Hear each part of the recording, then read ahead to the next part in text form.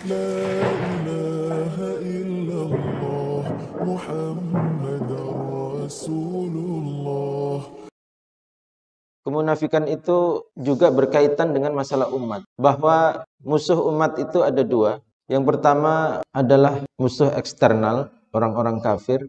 Dan yang kedua adalah musuh internal. Di mana musuh internal itu dalam istilah Al-Quran adalah munafik.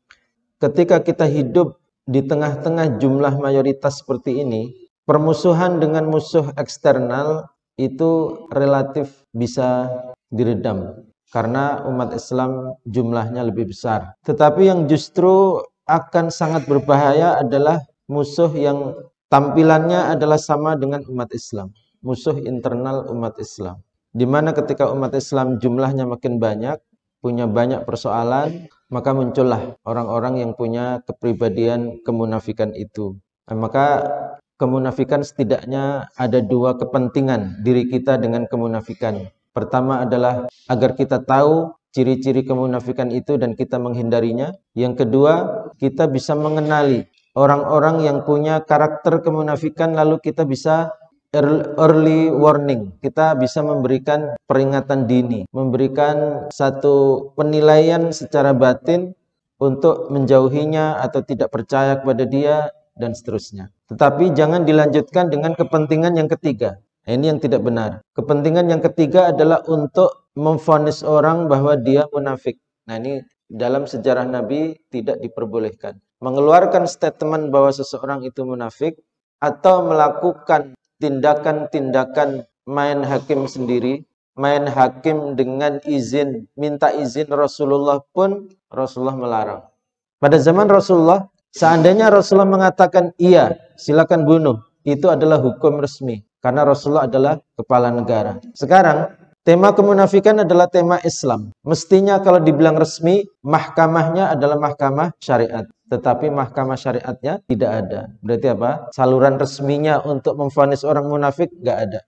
Munafik ini karena begitu penting, di awal ayat Al-Quran sudah dibahas. Seperti di dalam surat Al-Baqarah, dimulai dari ayat yang ke-8. Sesudah berbicara tentang kelompok orang beriman, kelompok orang kafir. Kelompok orang kafir hanya dibahas 2 ayat saja. Innal ladzina kafaru sawa'un 'alaihim a andzartahum am lam tunzirhum la yu'minun. Simpel sekali pembahasan tentang orang kafir itu. Orang kafir itu kamu peringatkan atau tidak kamu peringatkan tetap tidak akan beriman. Dan dia wujudnya sangat jelas karena eksternal umat Islam. Baru kemudian berbicara tentang munafik, yaitu dimulai dengan kalimat wa minan nasi may yaqulu amanna billahi wa bil yaumil akhir wa ma hum bimumin. Ini kalau kita baca kitab-kitab tafsir, selalu para ulama tafsir mengaitkan bahwa ayat ini adalah bicara tentang karakter kemunafikan.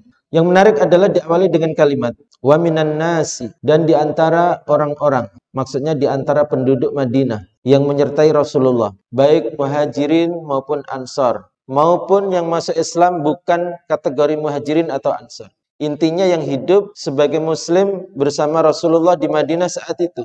Wa minan nasi may yaqulu amanna billahi wa bil yaumil akhir. Ada di antara orang-orang Islam yang mengatakan kami beriman kepada Allah dan hari akhir. Wa ma hum bimumin. Tetapi mereka tidak diakui keimanannya. Wa ma hum bimuminin. Pertanyaan yang menarik, siapa yang membatalkan keimanan pengakuan ini? Siapa yang membatalkan klaim keimanan ini? Yang membatalkan adalah Allah sendiri. Wa ma hum bimuminin. Mereka tidak beriman.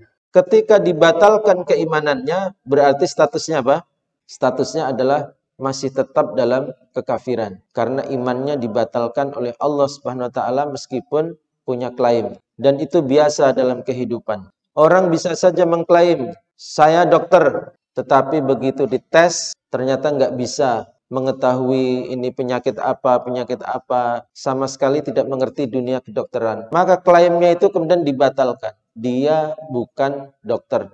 Nah, begitulah kehidupan. Antara klaim dengan kenyataan itu tidak selalu sama. Maka Allah SWT menggambarkan ada di antara orang Islam, penduduk Madinah, yang mengklaim dirinya beriman pada Allah dan hari akhir, tetapi mereka tidak beriman. Berarti dibatalkan klaimnya oleh Allah SWT, berarti tetap dalam kekafirannya. Yukhadi'una Allah walladzina amanu wa ma yakhda'una illa anfusahum wa ma yash'urun.